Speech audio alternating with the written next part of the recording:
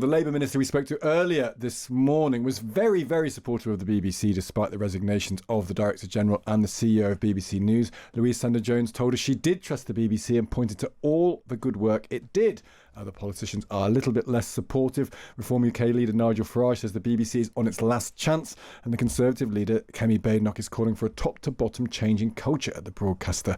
Let's talk to someone who has experience in the BBC and in Number 10. Sir Craig Oliver edited the BBC 10 o'clock news and then was controller BBC Global before he went to work for David Cameron when he was Prime Minister. Craig, good morning to you.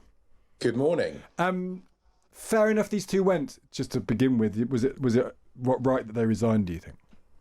Well, look, I think you need to step back from this and say, look, that there's been an epic failure of governance at the BBC. What's gone on here is in the last week, it has been obvious that the BBC needs to get its story straight, get it out there, make clear that it made a mistake and move on. And instead, because the chairman of the Board of Governors hasn't gripped this situation, we've been in a situation where a vacuum is created, the story has metastasized, and we ended up in the grotesque chaos of yesterday where the Director General went, the CEO of BBC News went, and we still don't know what the BBC's position is. Yeah, and it's not, I mean, it's an interesting question with, is this just a Trump thing, that error on Panorama? If you do a list of the problems that Tim Davies faced in the last year, Russell Brand, Hugh Edwards, Bob Villan, Gary Lineker's Impartiality, then you end up BBC Arabic, problems around reporting in Gaza, then you end up with the Trump situation. Is there a danger that that's itself creating a narrative about the governance and the culture of the BBC? Well, I don't think there's a danger. I think there are definitely people who are already creating that narrative. And what I think they're doing is taking a number of incidents, putting them together, magnifying and amplifying them, and presenting them as showing that there is endemic liberal bias at the BBC. What needs to happen at those stages is when things are getting out of control, and certainly when the Director General and the CEO of BBC News ends up having to go over this, is for the chairman of the Board of Governors to step in and say, I'm going to take control of this situation. And if there are board members who disagree with what I want to do, well, they're welcome to resign.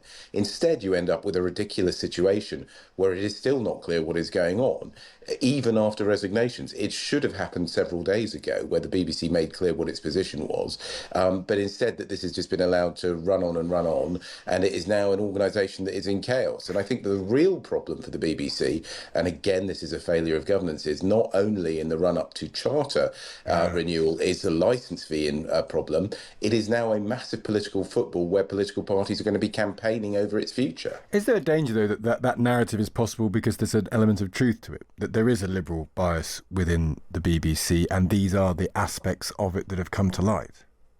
Look, I think that sometimes the BBC shows unintentional bias and that certain people within the institution make mistakes? Yes, I do.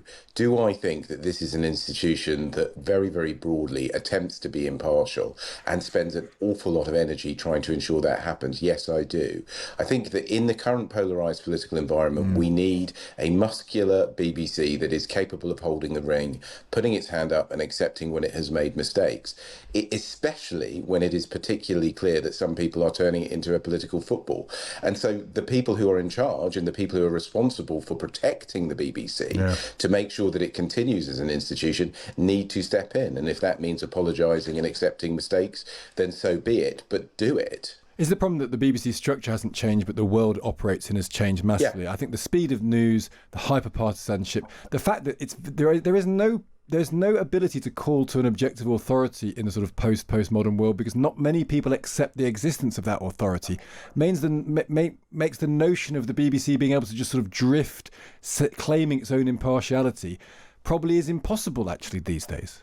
Well, I think that what this happens to many organisations and businesses and institutions is that they have analogue systems of governance in an age of digital speed and polarisation, and that is just not acceptable. You cannot survive as any organisation of size when you hit crisis by saying, well, you know, we've got to get everybody together and their diaries are all a bit difficult and we can't quite get them to agree. You need to be able to act clearly and decisively in this world, and if you don't, you end up in the chaos of losing the two most important executives in your organisation. With a very wishy-washy resignation statement that doesn't make clear precisely what they're resigning for. They're sort of they weren't quite saying this, but they're resigning totally because of a set of mistakes or a single mistake. Well, no, to be fair, I think that, there is a degree of subtext here. If you read in this between the lines of what they're saying, look, we think that damage is being done to the BBC. It can't sustain. Somebody's got to put their hand up and take responsibility. We'll do it. But I think that in both of their statements, there is a kind of very clear sense that they wish that there had been a more of a grip of the situation at a board level. But that's classic BBC. They underreact and overreact. That if you look at the shape of a BBC scandal, someone's always on holiday, they mess around for 10 days, 2 weeks, 3 weeks, 4 weeks, then all of a sudden they have an inquiry and people get fired or resign. That's the shape of the BBC scandal, isn't it? I think that they have a system where they often do not grip a situation and realise that almost mortal danger in which they are in sometimes. Look, it is easier if you are in a private organisation or if you're in different areas. The BBC is a unique institution where it is responsible for probably by a factor of 10 most of the journalism in this country. Is enormous. It's absolutely huge, and it is obviously going to be contentious, particularly if you're trying to be impartial. There are going to be people who say when you reflect the other view that is biased, and actually, to be honest, I think that there's a degree of childishness in a lot of people that they can't accept that we live in a society where there's a multiplicity of views, and a lot of them need to be reflected in the output of the BBC.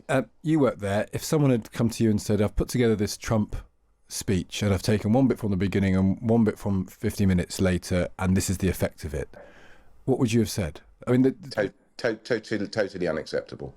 It's not acceptable to do that. You cannot be in a situation where it is not clear that an edit has taken place.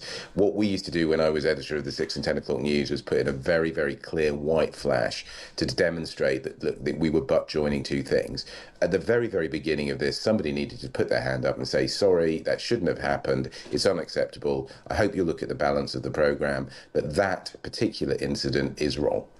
Someone's suggesting names for the next DG. I believe Trevor Phillips of this parish has had his hat thrown into the ring, not by himself at all. I should offer. Do you have any views on who it might be? Would you be up for the job?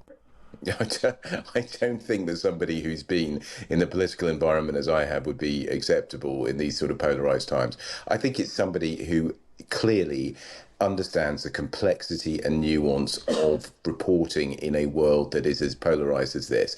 The journalistic aspect of the job is vital. It is what kills executives. It is what causes problems for the BBC way more than the other output. So I think that they need to be, whoever it is, needs to be nuanced and also capable of standing up not only to the institution itself, but also to those outside it who would cause it damage. Yeah, it might be able to stand up, be at least passable to the right wing as well without necessarily being captured by it, which is a tricky task to pick for someone. Very tricky. With all of these things. Great to speak to you. Thank you. Bye-bye. That's Craig Oliver there, who was the editor of the 10 o'clock and 6 o'clock and worked for David Cameron as well. And very deftly dodged. Yeah. On the question of future leadership. Peter sends a really interesting message. I've often thought this, Peter. I really do agree with you on this. He says there's no equivalent of the Times Radio, WhatsApp and live text feedback system. You underestimate the power and value of that process. I actually don't think we do. I think we fully appreciate the value of that process because although it only gives us a sense of what our listeners think, or the people who are texting from our listeners, and sometimes that's self-selecting depending on what you feel or what you're very, very passionate about, it really does give you a good balance of at least our listenership. It cannot possibly give us a balance of the country because unfortunately not the entire country is listening to our breakfast programme, although you're welcome to. Keeps us humble as well. Hello. There's lots of people telling us how awful we are continually. Yes, but actually, you know what? If you want to say that we're awful or we're doing a bad job, in some ways we are very self-critical people. It helps, doesn't it? So it's not always a bad thing. But yeah, I think Peter, you are right there. There is something in that.